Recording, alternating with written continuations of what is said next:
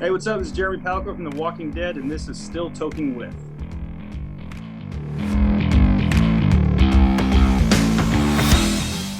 Hey, this episode of Still Toking With is brought to you by the Dorkening Podcast Network. You can find more about this awesome show and others just like it by heading over to thedorkening.com.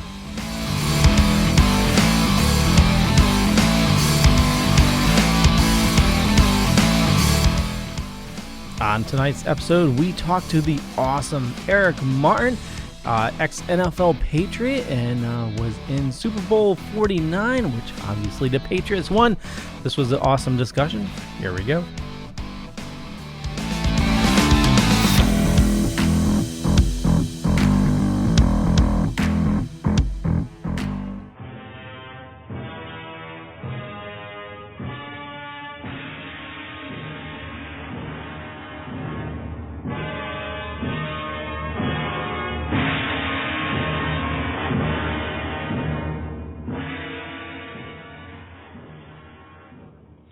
Boobs, Blood, and Badasses, the Hammer Horror Podcast, part of the Dorkening Network, with hosts Dr. Chris and Ro Lauren.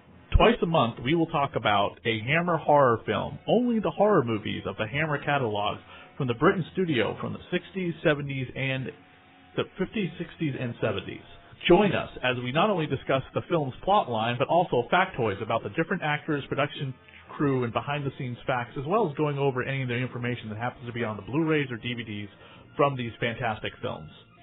We will be covering classic films from Hammer's catalog: Horror of Dracula, Horror of Frankenstein, Brides of Dracula, Prince of Darkness, Dracula Has Risen from the Grave, just to name a few. We will also not be shying away from topics like sex, blood, and abuse towards women that many people may think be too taboo to talk about.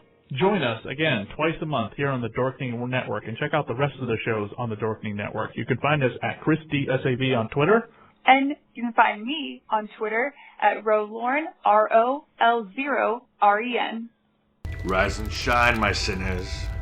When Father Evil starts his day, he gets a little deadly. Deadly Grounds coffee has the richest, smoothest flavor you'll find anywhere. It's sinfully delicious.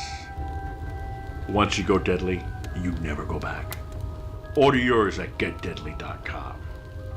Coffee's so good, it's scary.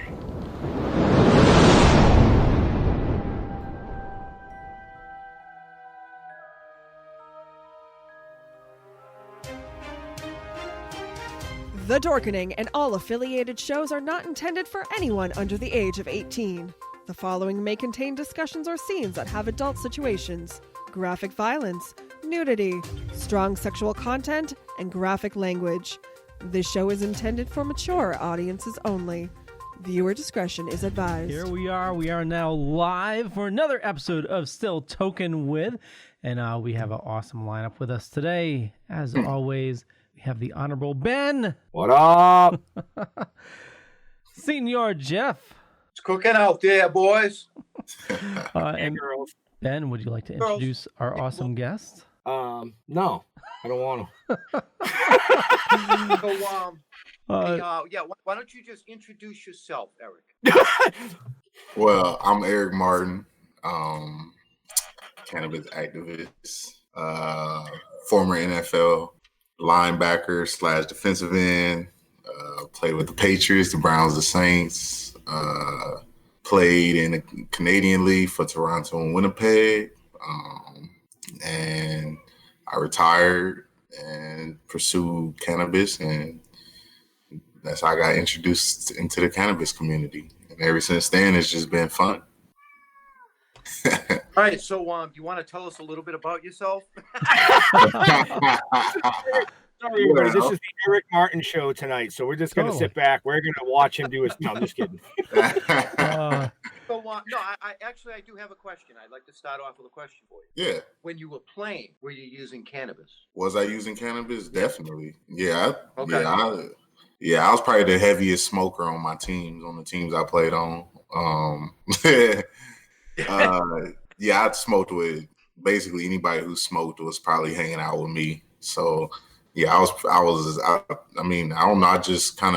It kind of helped me, before and after the game. So, I'd show up to the games high, and then I'd play well, and then come home and do the same thing, So it was just like drinking water for me, It was always beneficial, It never really hurted me. It kept me relaxed before I went out there, and because I was always nervous to hit somebody. As much as I like hitting, the first one is always the scariest one. So wait a minute. So you were nervous to hit people. You.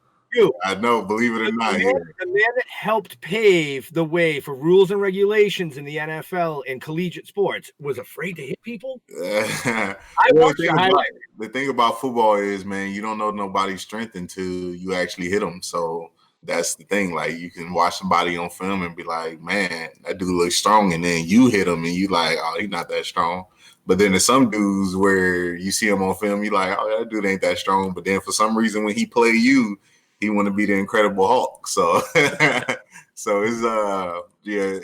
football is a weird sport, man. It's like it's just like you always got to respect the person lined up in front of you. It's just like, boxing, all of them, you got to always respect the game and never, absolutely. Never be overconfident, Sorry, Jeff, I didn't mean to cut you off. No, that's all right. I wanted to ask. Yeah, so do you think using cannabis helped you perform better emotionally and mentally? Mentally, yeah, mentally and physically. I mean, I think physically, it just helped with my recovery. Even during the game, if I'm smoking during the game, I can feel, if I get hit, it doesn't hurt as bad as it normally would because, I just got that I'm just naturally, relaxed and calm and, going through my, high phases. So as I call them high phases, because,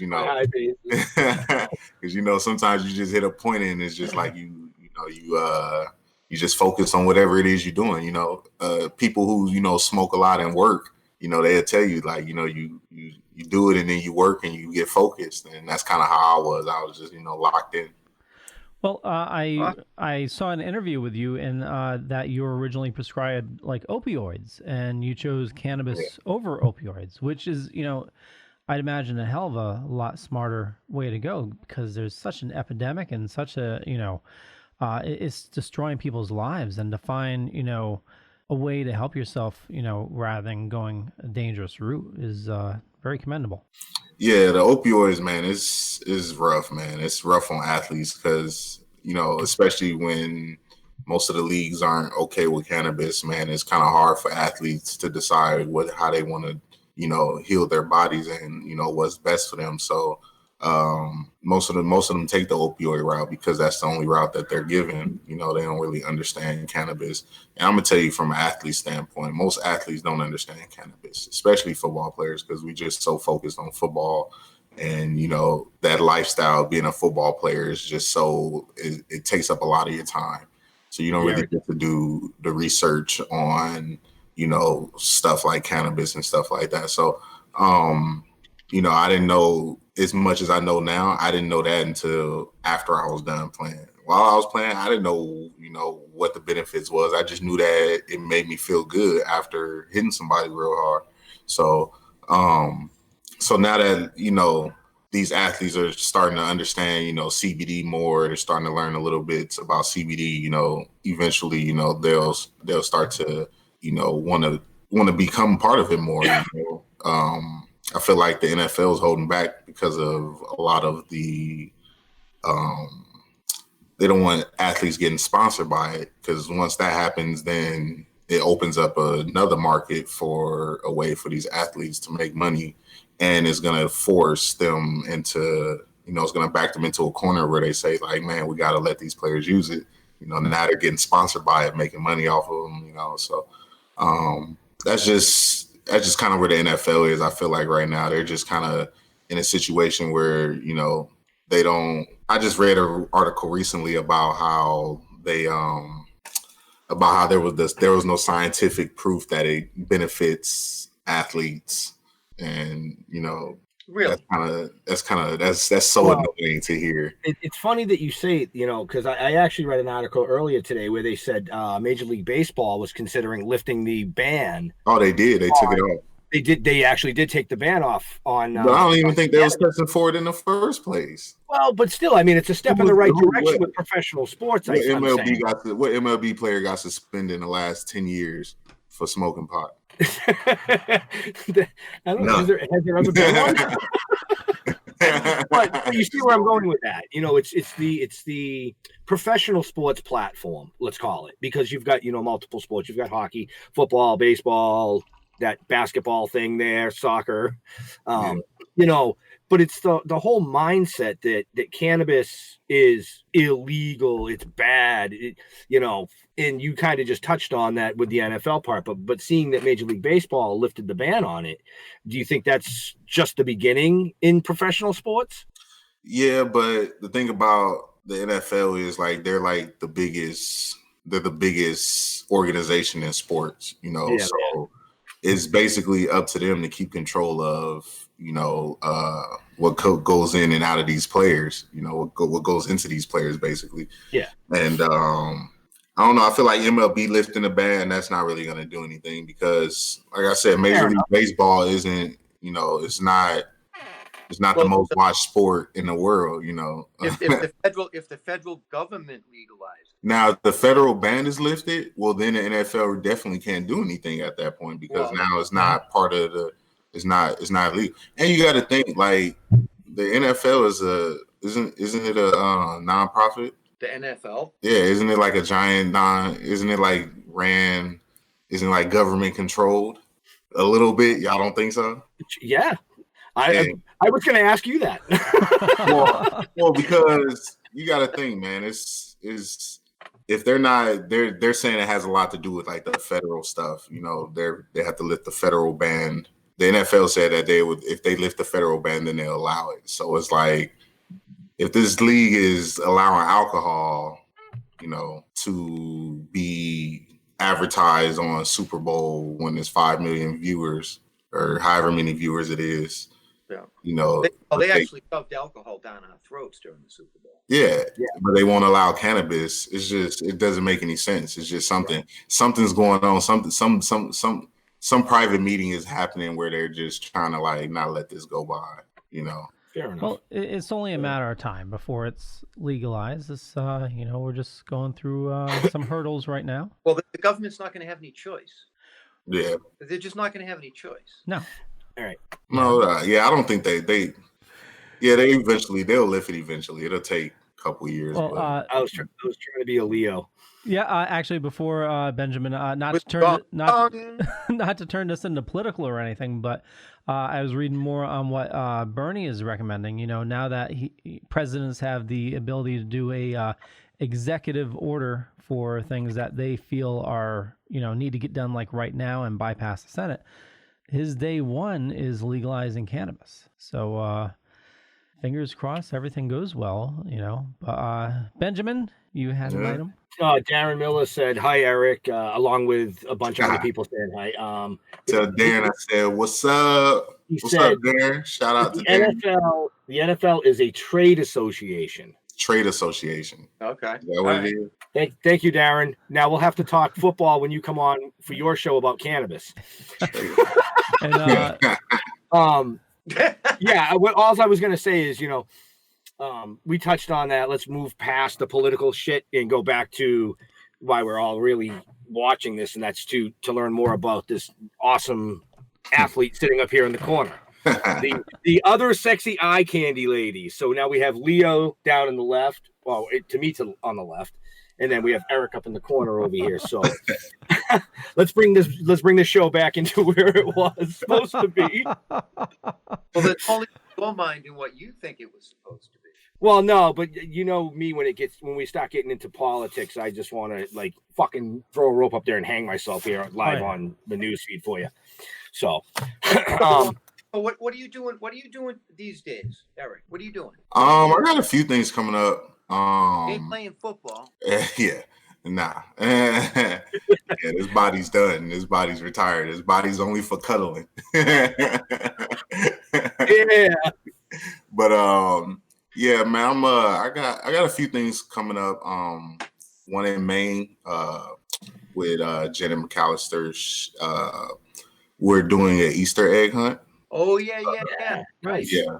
Yeah, that's April 11th, isn't it? Yeah, April 11th. Yeah. And it's in Maine, and it's to support kids with suicidal thoughts. To help kids through suicide prevention. Nice. Yeah, to help kids get through. Kids that are suffering from depression and stuff, and having suicidal thoughts. Can I cut in here? I thought that was very interesting to be a part of. And I got a couple other things that are coming up. I haven't really booked them, but yeah, they're on the way. We're getting them put together right now. So can I get back to the egg hunt for a second? Absolutely. If anybody wants to donate eggs, plastic eggs filled with little toys, you can get them on Amazon. Just go to Hippie Chick. Yeah, Hippie Chick. Yeah, Hippie Chick. Still plenty of time. Get her some eggs for these kids for their Easter egg hunt. Yeah, Janet can donate as much as you can. That'd be great. Janet's doing an amazing thing up there in the community. She's doing amazing. And it brings us back to you, because you do a lot of amazing things for a community as well. Not just the cannabis community. So tell us a little bit about some of the other things that you are thinking of. Nonprofit.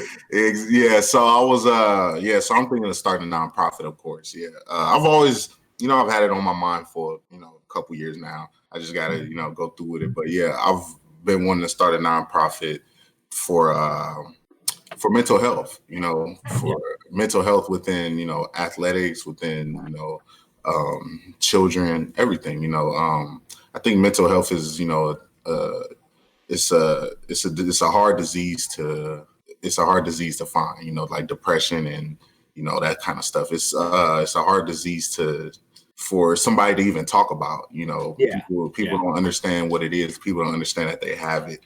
People don't understand that they're suffering from it. And I just think it's one of them things that really need to be talked about more, especially among our minority community. I think that they have a lot. They especially even with the cannabis community, it's just a lot of stuff going on right now that a lot of people need to come together. And, it's just a lot of fighting and a lot of people being sensitive to stuff. And, people just need to be able to, dish it and take it. And but also, understand that they're dealing with, a lot of stuff going on. And it's just hard for people to, even myself, man, like I didn't know I was depressed. I've been depressed for a while, and I didn't even know I was depressed. Everybody see me, I'm always smiling. Sometimes they see me dressed up, blah, blah, blah. But, I face my battles too. People always think, being a Super Bowl champion is, everything that it could possibly be. But, at the same time, that next year, me being done, that being my last year, and it came to such an abrupt stop. I faced a lot of depression issues, faced a lot of issues, wanting to still play, wanting to still go out there and, be an athlete and do all that good stuff, but realizing that I can't anymore and that I have to find that next step. So that was, that's some of the things, that's some of the, the drive that I have towards, doing this nonprofit for mental health. Yeah, nice.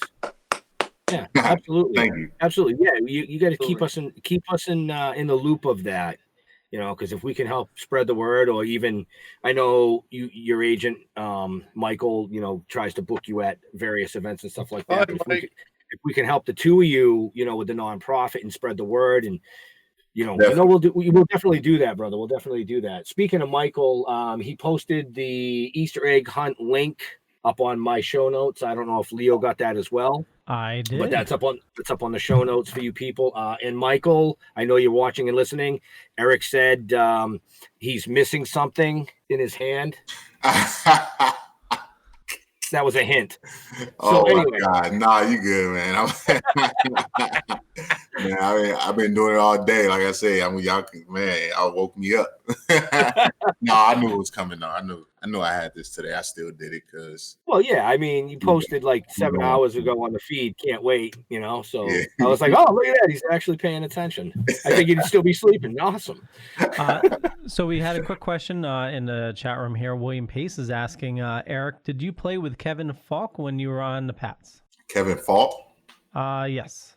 I don't think so. Eric was. I know he was a running back, right? Yeah, you were 2013 to 16. I was 2014 and 15. Yeah. I was only there for a couple years. Yeah, I think Kevin Falk was a running back, and he was before. He was. Yeah, I think he was before. Yep.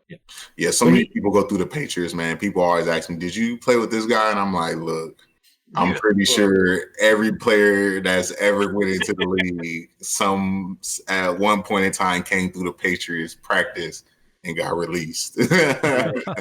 Well, let's touch a little bit on your actual, your football career. I mean, you grew up in California. Mm-hmm. Now, did you play high school?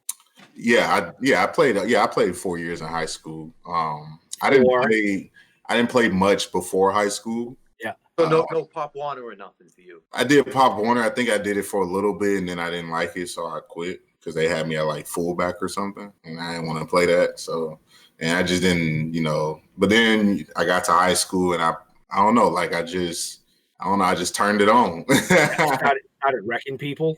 Yeah, I ended up playing middle linebacker, and I just was a monster. Yeah, you went to high school for Rancho Verde. Yeah, Rancho Verde. Yeah, it was in Moreno Valley, California. Nice. My school was pretty. We had a bunch of athletes come out of my school. Tyron Smith was probably the biggest star to come out of our school. He's the left tackle for the Cowboys. Yep. He signed that $100 million deal. Yeah, so Tyron actually, he used to pancake me every practice. So that's the reason why he's kind of the reason why I became the player I was, because that dude was that size in high school, and I played middle linebacker and he was left tackle. So anytime they ran a ball to the right, he down block on me, and he used to tag me up. So over time, I kind of grew it and kind of helped me and built me. But I ended up getting a scholarship to Nebraska. I chose Nebraska over a few schools, few Pac-10 schools: Washington State, Arizona State. I had Boise State, USC, UCLA. I had a few good schools, but I chose Nebraska because I just felt like they was like the most football school. When I went there, I was just like, man, I just want to focus on football. I'm trying to, get to that next level. So when I took my recruiting trips to Arizona and to Arizona and Arizona State, and believe it or not, Rob Gronkowski was my host at Arizona. All right, I'll tell you right now, you just made my wife's night because Gronk was like, Gronk. Oh my God, it's Gronk! Yeah, he wasn't, but it's funny because like he was my host, but like he didn't really host me. Like we just went to a party and he disappeared. He hosted. I was like, yo, what is going on? So that was fun. Yeah, I took a trip to the Arizona schools and I was just like, man, it's too much partying. I'm gonna get lost in here. But I went to Nebraska. It was no partying. It was snowing. I was like, yeah, this is probably where I should be. Just perfect. It's all football weather. Just go out there and play, and I'll be all right. But when I got there, I ended up enjoying college a little more than I thought because I was just a little boy coming from California, from the hard parts of California, and now I'm getting exposed to college life. So I enjoyed it. My first 3 years, I just really enjoyed college, just living the life, and then my senior year, I buckled down. I realized this is it. I need to focus up. So my senior year, I blew my knee 2 weeks before the first game. Didn't play in the first game. Didn't play. Was a backup in the second game, and I still ended up finishing off the season second in our league in sacks. Yeah, you did. And I went undrafted. I didn't go to to the combine. I just did my pro day. I did super well in my pro day. Ran a good time. Did all that good stuff just to make it. I didn't get drafted. I was supposed to get drafted. Crazy story. It was kind of depressing. It's probably one of like my heartbreak stories. This is probably one of the saddest days. But I was the draft day came, and so I'm sitting there, and I knew I wasn't going the first day, but I knew I'd get some calls or something. So the first day went by. I'm like, all right, no calls, no nothing. That's good. I'm not mad, but whatever. Hey. So then the second day came, and I'm like, all right, let me get ready. So I'm sitting there. I was sitting in the same seat all day, and nobody called. And I'm like, man. So then the third day came, and around the 6th round, I get a call from the Jets, and the Jets is what was his name, Rex Ryan at the time. Rex Ryan, okay. Yeah, so Rex Ryan called, and he was like, hey, we got a pick in the 7th round. We're either going to get you or a fullback. And this is in the 6th round as the 6th round is going on. And I'm like, all right. And he's like, it's either you or this fullback from Wake Forest. And so I started looking him up. I'm looking at all his stats. The dude was just like average. I'm like, okay, I'm kind of better than him. So maybe they'll pick me. And 6th round came, 7th round came, and the Jets was on the clock, and I was sitting there like, oh, man. So I remember sweating, like just having this random sweat come. And I ain't get no call. And then they end up picking the fullback from Wake Forest. I was so mad. And then they end up calling me at the end of the draft, and they were like, hey, we want to bring you in for to be an undrafted, free agent. We want to bring you in. I'm like, what? After y'all just told me y'all was going to draft me in the 2nd round and then didn't draft me, now y'all want to bring me in? I was like, nah, I'm good. I was like, I'm going to go to the Saints. So, I ended up going to the Saints. That was different. I was down there in Louisiana. It was hot, super hot. I just remember. That's all I can remember is just it was so hot that when I put on my visor, I had a visor on my helmet that every time I put it, as soon as we walk outside, the visor would fog up. So I had to take the visor. It was so hot I had to take the visor off my helmet and stuff. So, yeah, that was kind of my memory of being there. I also gained 15 pounds because I was in New Orleans. And, it's amazing. So from May to about August, I gained 15 pounds. And I got released the 3rd game, the final preseason game, the last one I got released. Right before the last preseason game, I got released. And I just remember walking in Sean Payton's office, and he's like, hey, man, how you doing? I'm like, I'm good. I was like, I already know what's up. Like, don't ask me how I'm doing. I already know what's up. He's where like, am I going? Yeah, he's like, hey, man, I just wanted to say it was nice meeting you, nice getting to know you. I hope you do well out there. Sent me on my way. I was so mad. I'm like, damn, this is the 2nd time I done got played by this crazy league. And that's when I realized, like, man, this league is like such a business, and it'll break you down emotionally. It'll like challenge it'll challenge your heart, basically. You sit there, you feel like you did everything you could, and then you still fail. And you might have another chance, but you're not 100% sure because they don't tell you. You don't know what's gonna happen. You just go home and just hope for the best. So when I got released, I hopped on a plane, went home, and I chilled I just sat at home, and I was like, man, that was probably my last snap of football. So I went back, I just started looking at the game on TV. And as I was watching the game, I get a call. And it was like, my agent was like, hey, the Browns want to pick you up. And I was like, oh, for real? He's like, yeah, they want to pick you up. So get ready. So then I flew down to Cleveland, and I loved it there. I don't know, it was weird. Like, I was so mad I was still like so mad from getting released by the Saints that I don't know. I just went up there with a chip on my shoulder, and I played my ass off up there, in Cleveland.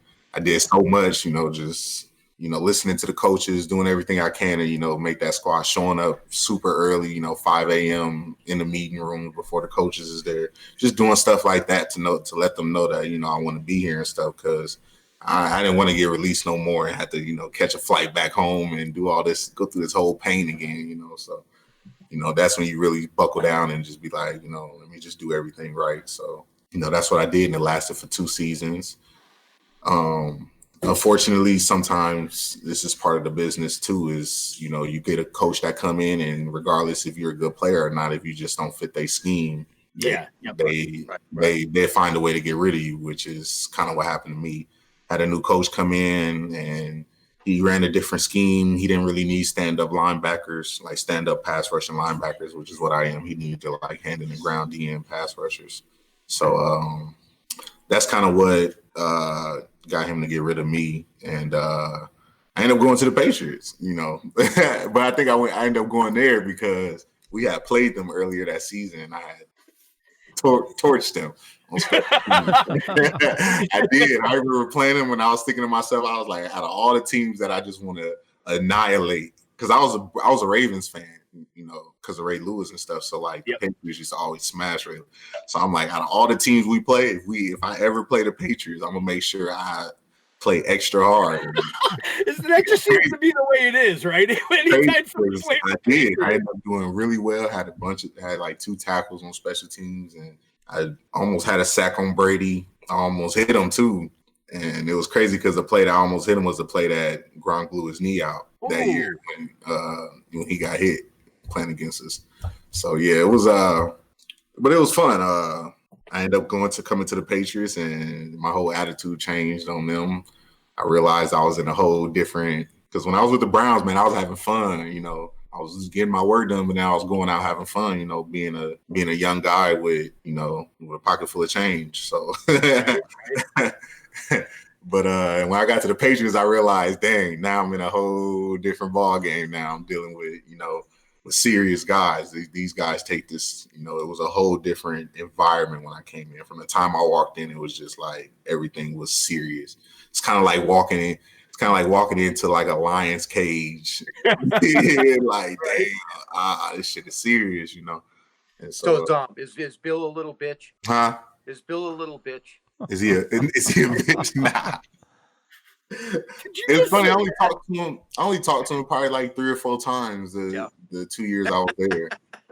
He's a very interesting coach. He's the way he coaches, the way he preps, it's just way different than all the other coaches. Cool. But yeah, after I went to the Patriots, I worked and got to the Super Bowl. Actually, I just wanted to button here for a second. I'll remind everybody we're talking with Eric Martin. If you have questions for him, just post them in one of the many chat rooms we got going on, and we'll get to it as best as we can. And also, this show is brought to you by Deadly Grounds Coffee. Our awesome sponsor takes care of the hosting for us, which makes this show possible for you. And absolutely. Here's a zombie, if I can find the right button, talking about coffee. Yeah, quick break. Everyone thinks because you're a zombie, you don't know good coffee. Well, they're wrong. We have very active lifestyles. It's not all wandering the countryside aimlessly or scaring passing motorists. And we all love a good cup of joe. And there's only one brew that gets my seal of approval. Deadly Grounds Coffee is my guilty pleasure. Bold, robust, delicious. It's coffee that can wake the dead. With over a dozen different roasts and flavors, Deadly Grounds can satisfy the most finicky of coffee addicts. The aroma is so intoxicating. It brings all of my neighbors out of the woodwork.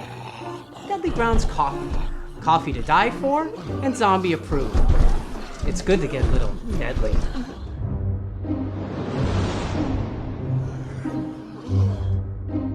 Use the front door! Oh, they're so disgusting. And we are back. That was Deadly Grounds Coffee. Information in the show notes down below or up above, depending on where you're watching or listening to us. The most amazing coffee you'll ever drink. Chocolate, what is it? Death by Chocolate. That's my absolute favorite. They also have a chocolate raspberry, which is amazing. The pumpkin I drink year round. And actually, I'm down to my last bag, so I got to place an order. They don't really sponsor. I just, I whatever money comes in, I'd use that to buy coffee. Let's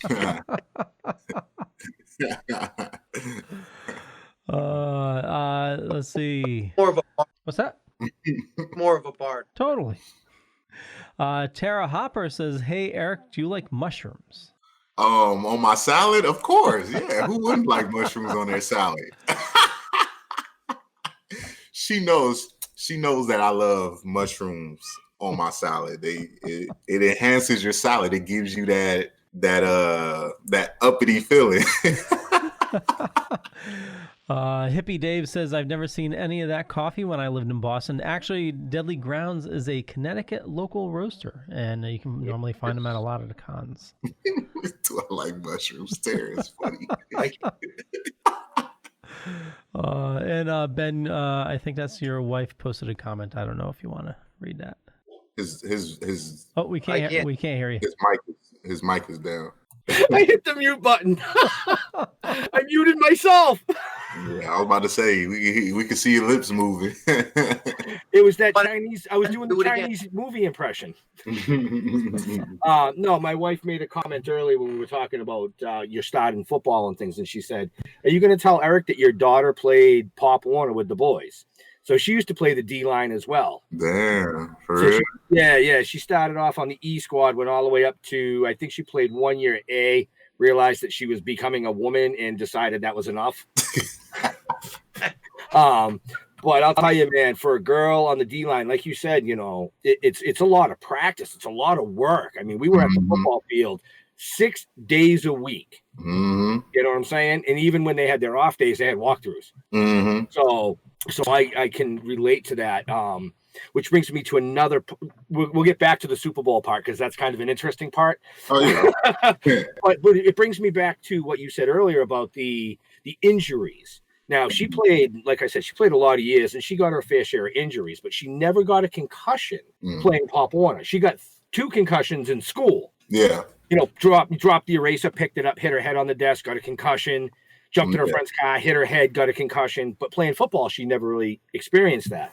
Mm-hmm. And from watching your highlight reel, I'm pretty sure that you probably gave your fair share of concussions. Yeah, I was a bruiser.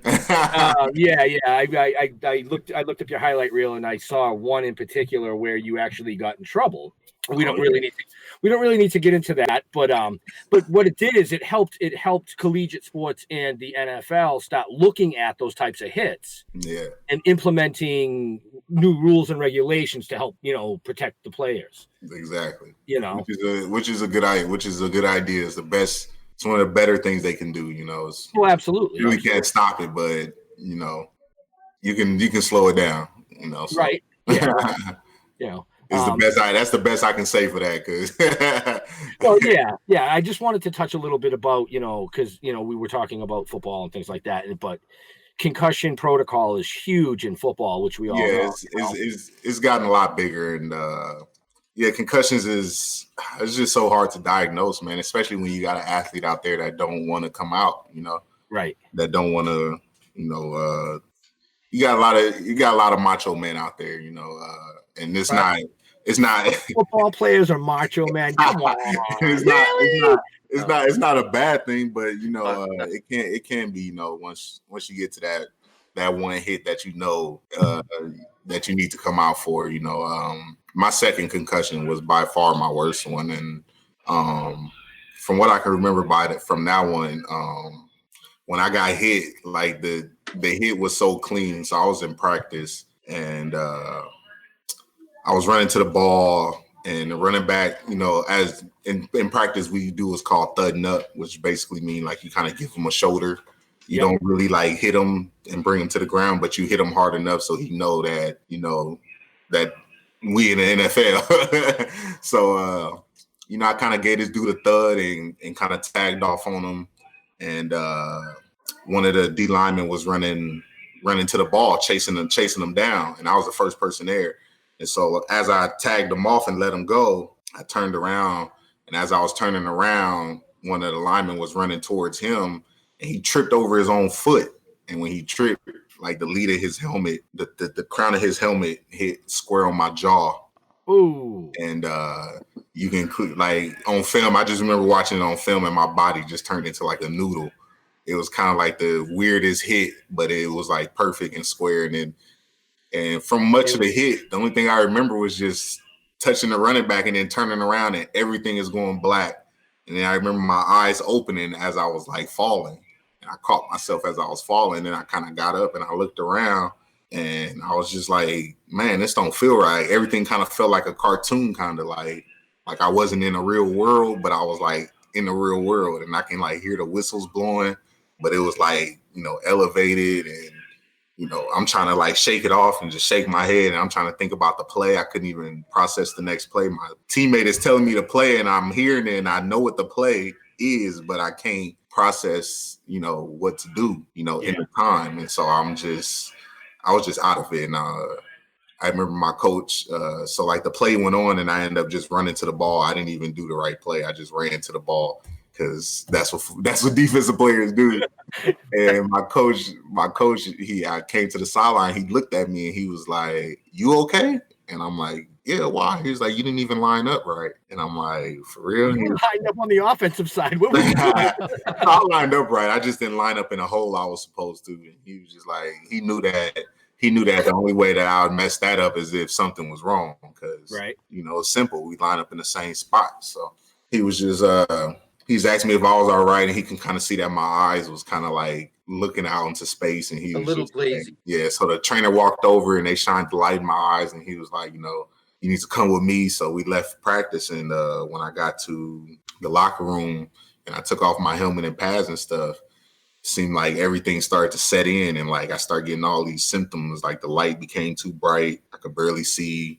People was talking, but it sounded like it was coming through like a what's some little loud things called? Yeah. And so it was just real bad. It got to a point to where I had to sit in the hotel room for like 2 weeks with no lights, no TV. And I had to do that every day for like 2 weeks before I can finally do something. But the good thing about that was during that time I was eating edibles. I couldn't smoke. I really couldn't smoke because it was hurting my head, but I was eating 200, 300 milligram edibles every day and then going to go do treatment, which was basically come in and tell them how I feel and then go back to the hotel room. So it was it's just an interesting, them concussions, they're definitely no joke. And you know, anybody who suffers from them will understand that even the after effects are pretty harsh. You know, sensitivity to light is what I deal with. I know people deal with a lot of different stuff, but mine has always been sensitivity to light, just like in the mornings and throughout certain points of the day. If it's too bright, I'll be able to tell, you know. Right. So, wow. All right. So basically what we just did, folks, is before the break, we were talking a little bit about Eric's history in football and things we led up to the Patriots and almost to the Super Bowl. And then I threw the fucking rewind button in there on you. So we're going to bring that back to the fast forward button. Let's bring it back to being part of the Patriots Super Bowl team, you know. Jeff, do you have a question? Because you look like you do. No. Oh, okay. No. Right. No. Right. Any questions coming out there in hype in cyberspace? No. Good. Okay. No, it's all good. I don't know if there is. I can't see him. That's Leo's job. Leo. Let's see. Hippie Dave. Let's see. Hippie Dave. Yeah. Darren turned him on to us. When I get these tires on the Harley after the snow crap is gone, I'd be over on the bike to see you and Amy and Matt. So yeah, he's talking to Darren. Oh, okay. So they're having their own conversation in my feed. Got it. Darren's having a huge party, everybody. Everybody, we're going to Darren's house for a party. That's right after issue 3 comes out, is what I was told. So being part of a championship team in the NFL, I mean, what was that like for you? You know, it was I don't know, it's just something hard to, it's kind of hard to explain, you know. Well, that's why I asked you to explain it. I know. Yeah.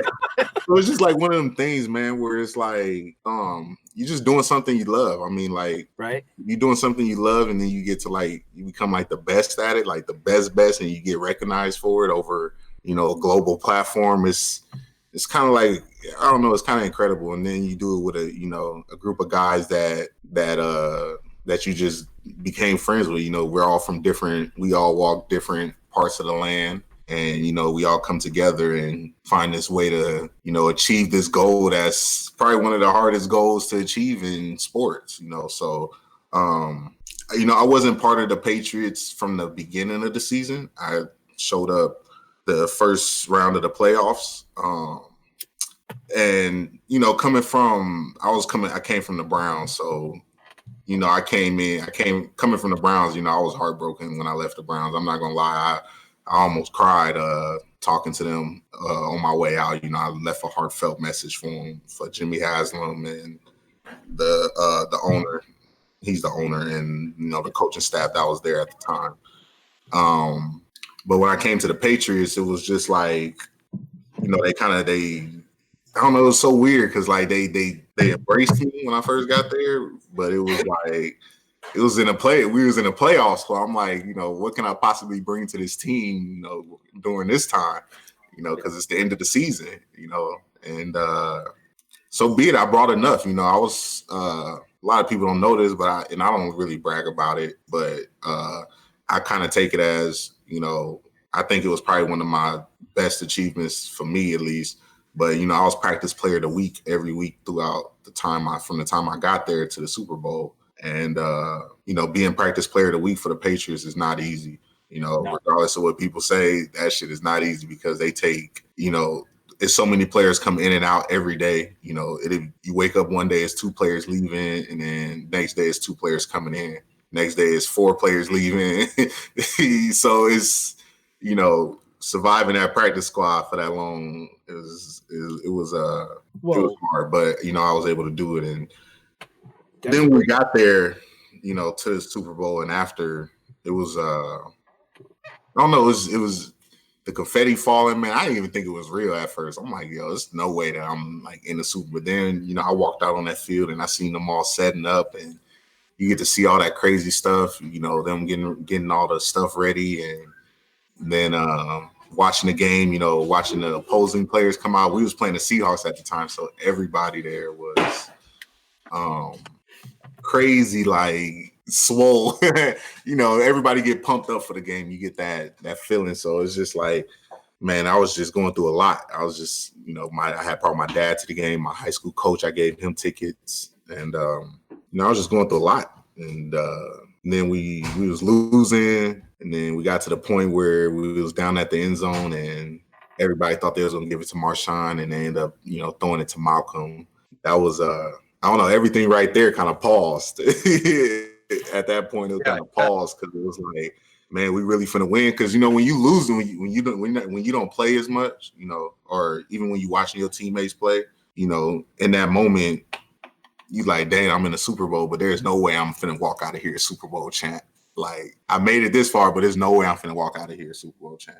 And then, like, you know, that time is ticking you down to that 1 minute mark, and you just, you know, made an interception, and now, you know, everybody's cheering and celebrating. I got a video of it, and it's just kind of crazy. You know, the confetti falling is probably is when everything gets silent. You know, anybody that tell you, you know, watching that confetti fall and having it fall, it seemed like everything around gets silent. Like, you hear people screaming and stuff. Yeah, people screaming, but everything just get like silent. That's from the mushrooms. Like, it's starting to like really fill in. Like, dang, we just, you know, we just won. That's crazy. And you start to see everybody, families walk on the field, and, you know, everybody start landing the confetti, doing snowman.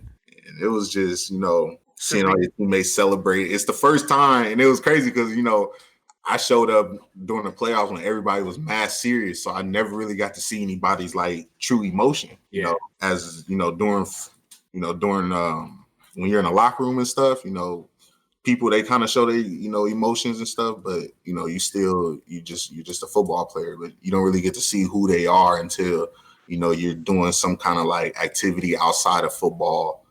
That's when you really get to see, you know, who a player is. And so, like, I didn't get to really see none of that because I showed up during the playoffs. So the only time I really got to see that was, like, you know, once the confetti fell, and I got to see everybody's, you know, I got to see everybody smile at the same time. I got to see everybody celebrate, and it was just crazy. It was one of them. It was just a crazy experience, you know. Nice. Yeah. And I got to meet a lot of famous people. You know, Rick Ross was the after party host. John Jones was there because, you know, he's Chandler Jones' brother. So, I got to talk to John Jones. That was probably fun for me. That was probably one of the most fun parts is chatting it up with John Jones because, you know, he's a monster. Right. But then just knowing that he's Chandler Jones' brother and you get to hang out with Chandler all day, every day, it was like, that was crazy too. So, you know, yeah, it's just all a lot. It was just all a lot to soak in, but it happened so fast, man. It happened so fast. You know, it's like as soon as the Super Bowl over, next thing you know, we in April, you know, because that's the thing about winning the Super Bowl. The team that wins the Super Bowl, they have the least amount of time to prepare for the off season to the next season. So, you know, as soon as we won the Super Bowl, we had a month to travel and then we right back training again. So that's the luxury of being winners, that you get to work harder. Well, yeah, pretty much.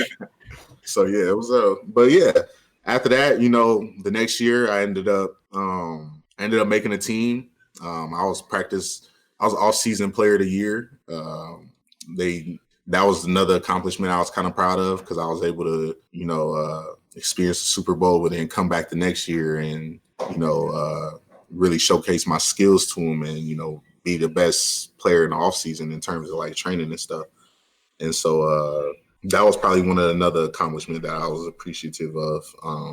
But once I got to, you know, the season came and, you know, we started rolling through the season, that's when, you know, that's when it gets good. So, you know, the season came, I started probably 5 or 6 games. Then I got hurt. I got my final concussion, which was another pretty bad concussion that I got playing the Texans. And that was kind of like my last career concussion before I was done playing. I ended up going to Canada for a little bit because I thought, like, you know, why not give it another shot?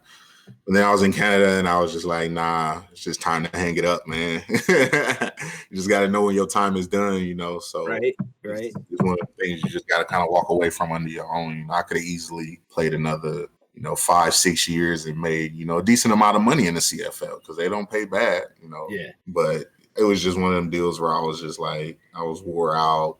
And your health was more important. Exactly. You know, I graduated college, which was another good accomplishment. One of my better accomplishments too was finishing school while I was playing ball in the league. So that was another reason why I was like, you know, I'm glad that I did that, knowing that my career ended up the way it did, you know. So right.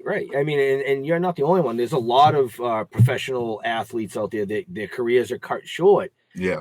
Due to major injuries, you know, most of them are what you've experienced, which would be the concussions, you know, because 3 and done. You know, after that third one, you're gambling with your life. You really are, you know. And really after the first one, you gambling. Well, depending on the severity of them. Yeah. Let's put it that way, the severity of them. Yeah, because you know, my hits was pretty bad.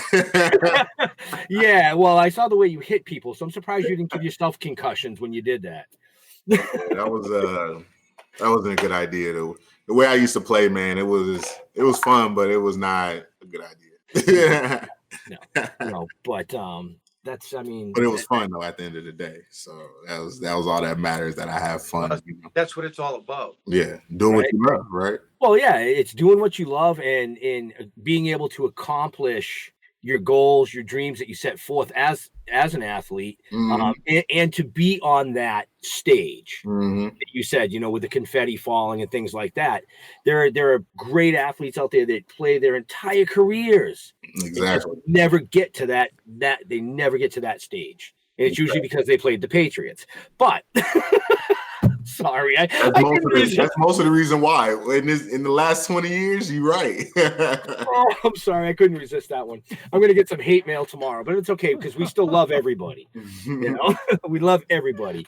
So now being out of football, you've become a cannabis advocate, which we touched on at the beginning of the show. You know, is there anything in particular you'd like to touch on in that aspect? Yeah, I mean, I love talking about cannabis, man. I've learned a lot over the last, 2 years that I've been just learning about it. I'm not a big not a big talker. I'm more of a listener when it comes to, you know, something that I'm not familiar with. So just that's what I've been doing. You know, I've been listening to a lot of people speak, you know, going to these cannabis events that everybody puts on, you know, and, you know, working with a lot of different companies, cannabis companies. And they all tell me, they all teach me a lot, man. Every time I go to a different company, I learn something new. And that's one thing you can never, You're trying products. Exactly. Yeah. That too. Yeah. Trying products too. Yeah. That I love doing. I was actually going to make a comment on products because I looked over companies out there that need a tester. I looked over and I thought Jeff was kind of like slumped back in his chair. I was like, oh yeah, the strawberry kicked in. I can tell. It kicked in a while ago, dude. You shouldn't. I figured it did because you've been so quiet tonight. No, I've been here. He's just listening. Take that. I'll send you the pumpkin. But you are involved with a local company as well, correct? Yes. Between the Row. I'm pretty sure everybody knows who Between the Row is. Shout out. That's why I did it. Shout out to Nate and Averill. And Mike. right, Mike. But yeah, I'm working with them. I'm on their advisory board, so I've been doing a lot of work with them, just learning about them, who they are. That's one thing that I just got back from Texas probably about a couple months ago. So that's one thing I was, doing since I got back was just, hanging around more cannabis folks and, trying to learn more about what's really going on with the economic empowerment, the social equity, and the dispensaries, and just everything that's going on, trying to keep up with it. And that's how I met Mike, and then that's how I end up meeting Nate and Averill as well. So I love working with them. Nate and Averill was that's how you met us. Yeah, and then the Toking Dead, exactly. So that's crazy because like the cannabis community, everybody that I've met in Massachusetts, like I know more people in the cannabis community than I know in like the football community than the sports community in Boston. I was living here, 2 years playing for. So it's kind of, I don't know, it's kind of different, learning a new industry, learning something. It's a big community. And 90% of it is loving. Yeah. You know what I mean? That's with every industry. That's not just cannabis. Yeah. And because I don't want anybody to take that the wrong way that I think, 10% of these people are assholes. No, that's every industry. There's 10% in every industry that are in it for the wrong reasons. But there's a good majority of people here in Massachusetts in the cannabis industry. We could sit here for hours and name everybody. There's so many amazing people. There really are. We've had the pleasure of being part of this, cannabis community now for a couple of years, like you said, and we're finding the same thing. Yeah, we learn every day. Exactly. Yeah, pretty soon here I'm gonna start growing. I'm gonna have to enter these competitions and start killing some folks with the cannabis. I don't know. I've been learning how to grow. So I'll judge it. I'll judge it. All you home growers out there, y'all better be ready because I got something coming on the market. He's coming with the heavy hits. Eric Martin's premium cannabis, the heavy hit. Whole hydroponics line and everything. Hydroponics. Gonna get into that? No. Who am I gonna get into hydroponics? Yeah. Is that that's not soil, right? That's the other one. That's the other one, yeah. Yeah, I'm probably just gonna stick to the soil. He's an earthy kind of guy. I heard that I just heard some stuff about like hydroponics. Like if you mess up, it can kind of like you can basically, if you mess up once, you can like mess up your entire grow, for that time. They said with soil you can kind of like fix your mistakes, and I'm not a pro, so I'm not gonna hop into something where if I make one mistake that I'm done. So. But yeah, hopefully, I mean that I heard hydros for like bigger scale grows as well. Darren Miller made a comment. He said you got to come up with your own personal strain called Concussion. Yeah. There you go. Concussion. Yeah, that strain's gonna get a lot of flow. Yeah. You get your level 1, your level 2, and your level 3. Exactly. Yeah. Nah. They're not gonna want that, Darren. Come on, Darren. You know that. Not gonna want that. He's like, come on, Darren. You know better. The NFL definitely ain't gonna want that because they don't believe in that.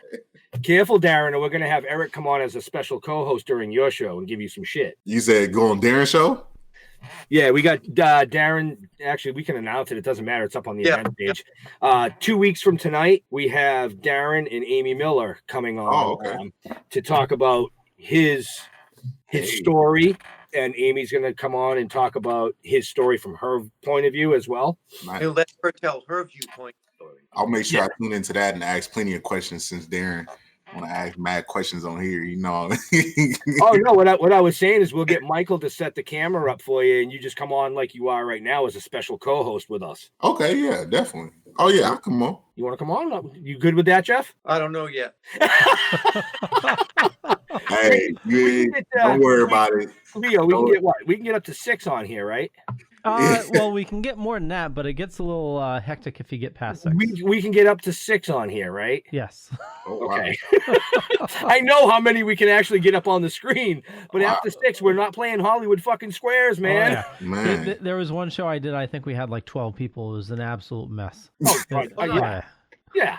I bet it was. You got 12 people trying to talk and then the signal not coming in on time. And there was one actress, Jessica Cameron, just a sweetheart, but she was in London filming at the time, so she's like walking around London on her cell phone while doing the show, and it was crazy. What's that you smoking? Something that's not good for me. Huh? Y'all heard about the Pheno Cup? Of course we've heard about the Pheno Cup. Y'all gonna enter? No. Enter? No, we're platinum sponsors. Yeah, we're sponsoring. Oh, you sponsoring it? Oh, okay. Yeah. Well, I'm gonna be in it. You're gonna be in it? Yeah. Yep. Why wouldn't I be? I thought you were. I'm showing all these home growers up. Do it. Everybody's gonna have to be nervous. Speaking of the Pheno Cup, are you coming out tomorrow night to the Summit Lounge? Yes. Oh well, then we'll see you tomorrow night. We'll see you tomorrow night because we'll be. Yeah, I'll be there. Yeah. Right.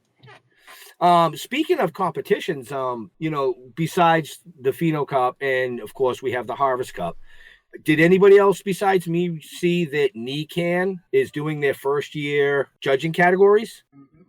Doing their first year judging categories. Yeah, no, I just saw it before I got online. I didn't have a chance to really read it, but somebody had mentioned, hey, nominate me for a judge for NECAN's what the hell was it? I can't remember. It's they're doing like flower and edibles. Yeah. Yep. They're looking for people to nominate other people as judges. Everybody out there vote for me to be a judge. You know, I'm always down to test anything. Right. I just because you had mentioned the Pheno Cup, I just wanted to bring up, that NECAN is stepping into the ring with something similar, and I mean it's a great idea because it gets a lot of other companies involved that necessarily can't be involved in A, B, or C. They at least get a choice of trying to be involved with something. So okay, I happened to see it earlier. What you said it's for NECAN? Yeah. Okay. Yeah. NECAN this March. Okay. March 20th through the 22nd. Yeah, the awards are actually going to be given out on the 20th. I think that entries have to be in by the 1st. Okay. That's what I read. Yeah, NECAN's open that Friday, and then Friday night they have their awards. The award ceremony, yeah. Nice. Yeah. Yeah, y'all better get ready for this Pheno Cup because telling you, these homegirls don't know. I got Nate behind me, Nate helping me. I don't even understand. I'm gonna kick your Nate's a good grower. Listen, we'll find out when we get invited up to Between the Rows and we can have a little session, I mean, I'm just saying. I mean, I just put that out there for y'all. Little sample before the sample, you know what I'm saying? Yeah, you got to come down to the farm. Absolutely. Get your hands dirty. Yeah, absolutely. Jeff and I will definitely come down. I think we were talking to Nate. No complaining either. I don't want to hear my back hurt and stuff. I can't do nothing. Nah. Oh, you're gonna hear that anyways. What are you talking about? I'm going to say my back hurts when I get out of the car. Medicate me, please. You're not going to put me to work on the farm. Huh? Yeah. I don't want to go to work on the farm. Oh, come on. That was the Steve Martin case. You got to earn it. Right? Are you going to make me milk a cow? Goats, baby, goats. Oh, goats. You're going to be milking the goats. Okay. Actually, you can help Nathan give birth to the baby goat. Nah, I can't. No, Jeff can. That's one thing I can't do. When it comes to the farm stuff, I can't do the animal side. I just do like the vegetables and. I don't want to hear any complaining. Isn't that what you just said? You definitely gonna hear complaining from me when it comes to cow poop and nah, I'm not interested. You get used to it, actually. Yeah, you get used to it. Rather carrot than pull a bull. Say that again. You'd rather yank a carrot than pull a bull. You say I'd rather yank a carrot than what? Pull a bull? Yeah, I'd rather yank the carrot. Okay. The vegetables is all me. When it comes to the animals and stuff, that's just not mine. It's a lot of stuff that goes into that, and I'm just not interested. Okay. You know, when it comes to the picking up after them, the pulling the udders, nah, I'm good on that. He's like, I'm good on that. I'm good on that. Yeah, I'll pass. Carrot, thank you. Huh? I'll just yank my carrot. Yeah. I thought it was called snapping the carrot. Yeah, just make sure it's your carrot. That's all I say. Oh no, leave my carrot alone, dude. Wow, Leo, you're blushing again. No. I was just thinking. We had, I grew up on a farm, and one of my jobs when I was a kid, I had to shovel out the cow manure from. We used to milk our own, and just shoveling out the barn, and it's you definitely. He got some bad memories. Look at the trauma that he just. No, I mean when I drive by a farm and I smell, it's weird when I smell the farm manure. I have like fond memories. Well, those mushrooms. That is a traumatized man right there. You can tell he was talking about it. He was like, "Yeah, the manure." He's like looking up, like, "Oh man, it's." When I smell cow poop, I feel good. No, it didn't. Leo, you went there, Leo. Look what you did. Yeah, I did. We used to my dad used to butcher turkeys as well, and we had like chickens and horses. Yeah, it was. Oh wow! Yeah, so you see a lot. Oh yeah. Eat horses? What's that? Eat horses too? We had horses. Yeah. He didn't butcher horses. I was going to say he didn't butcher horses. No. Turkeys. Well, I heard he butchers turkeys and chickens. I was like, man, y'all was eating horses? He's like, no, we got the glue farm out back. Man, what are you talking about? I might as well just lived off grid then. Actually, horse manure I heard is supposed to be really good for your garden. Oh, okay. Yeah. Don't ask me how we went from football to horse manure, people, but that's what happens on this show. We go to shit real quick. Yeah. Oh man. I appreciate you guys having me on here, man. Oh no, we appreciate you. We appreciate you coming on. Yeah, man, this is nice. What was that, Jeff? It's been awesome and great. Yeah, I mean, if you really want to come back on as a co-host in 2 weeks with us with Darren Miller, we'd love to have you. I'm sure Darren would love to see you. Yeah, I'm sure I'll probably have some updates for y'all too. So. I'll give you a shot. We'll consider it an interview. Dang, Jeff is really not for me coming back. No. He doesn't realize you're going to see him tomorrow night. I know, right? Oh, maybe yeah, I'm going to put him in his place. Maybe I should wear some shoulder pads tomorrow too. Well, I'm just going to wear my loosen up the old righty. So what were you trying to say? Yeah, that would look really bad because you'd be hitting an old man. Hey, as long as it's an old man and not a woman, Ooh, I don't think public is going to be too mad about it. So before we get too far and too off track, if people are interested in booking you for charitable events or things like that, how's the best way they can get in touch with you? They can, most people know, but they can shoot a message to Mike most of the time. Do we have Mike's information in the show notes, Leo? You can try to get in contact with me, but no, that's where I was going with it. Yep. I wanted you to promote your promoter. Yeah. You guys can get in touch with Mike. You guys got his information up? I do. Actually, if you check the show notes down below or up above, depending on where you're watching or listening to us, you'll find all the information that I got from Ben from the event. And also I have your Facebook and Instagram and also Michael's Facebook as well, so you can contact him. And all you got to do is look down below or up above and just click a link. It's that easy. It's that easy. So we're going to strongly suggest that, if you'd like to have somebody like Eric at your event, to reach out to Michael. Eric's doing amazing things in the community with children, with athletes, with the cannabis industry, starting his nonprofit, people. So, is there, you got a hard stop tonight, Leo? 8:30. Okay. I'm logging on with the other guys. All right. So we got to wrap this up. Yeah, we got to wrap this up. Yep. So you want to, do your due there, Leo? Sure. So you have been watching Still Toking with our special guest, Eric Martin. And as I said earlier, all the information is in the show notes down below or up above.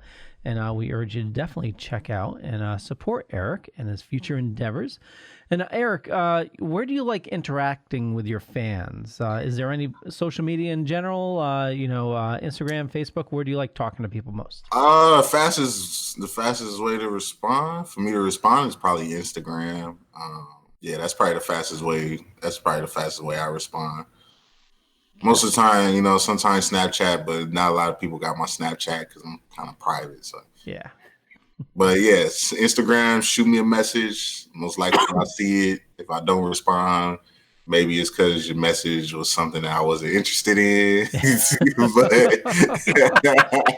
So don't say nothing that's going to make me not interested. Otherwise, you're going to be mad because I'm going to pretend like I'm not there. I'm playing though. But yeah, the best way to get in touch with me is through Instagram. Awesome. That's why I respond the fastest, because I'm usually scrolling on there. So cool beans. And then we got those links right in the show notes right there. Mr. Jeff. Yes, sir. Where do you like talking to people? Where do I like talking to people? Yeah. I'm talking to people, all social media. We're out there. My place is Facebook. Ben's the Instagram, Twitter. He takes care of all that kind of crap. You know what I mean? Facebook, I will be on there every day. I just like it. Email, you can email me, thetokingdead@gmail.com. But yeah, go to the Facebook page. I'm trying to get the website built. I've been working on that, working on some graphics for it. It's a time matter at this point. When that comes out, I want it to be killer. So nobody's getting sneak previews of that puppy. Except for me. Yeah, and those are going to be far and few between. We'll have to talk, Jeff. Ben. So, as Jeff said, all social media, but like I say, every show, our biggest thing is come down to an event, come down to, a cannabis event, a comic event, a music event, whatever event that we may be at, that Eric may be at, that Leo may be at. Support the events. Get off your asses. Sitting down behind the computer screen all the time, just don't cut it. So we like to interact mostly in person, is what I'm fucking telling you. Yeah. Unfortunately, our next scheduled event got canceled. Yeah, we won't get into that. No. But we will be at the Summit. We will be at the Summit Lounge tomorrow night for the Pheno Cup kickoff party. The official seed drop tomorrow night, first one. So if you're a grower, you want to be a grower and a shower, come down and enter the Pheno Cup. Or if you just want to come in second place. Well, yeah, you can come in second place. Hey, listen, if you want to come, that's the only place everybody's getting. I'm the only first place winner around here. All right, Patriots, we don't lose. Right. And I know we got to wrap this up, so I'm going to say it real quick. To all our first responders and our veterans out there, thank you for doing what you do so that we can do what we do. Take it away, Leo. Well said. And this show has been brought to you by the Dorkening Podcast Network. We got 20 shows on the network now. If you head on over to thedorkening.com, you'll find a bunch of information, some awesome people like Ben and Jeff here, and just tons of awesome comments. So I'm not awesome? That's cool. I mean, podcasts. You're. I see how it is, Leo. You're more than awesome. You ain't been saying nothing this whole time because you've been hating on me. Never. I hate nobody. I want to thank you all for watching. We'll catch you guys later. Bye. Your book of lies will buy you a mild acceptance. My free mind will keep me from under your spell. And when we die, you'll be another angel in heaven, but me, I'll be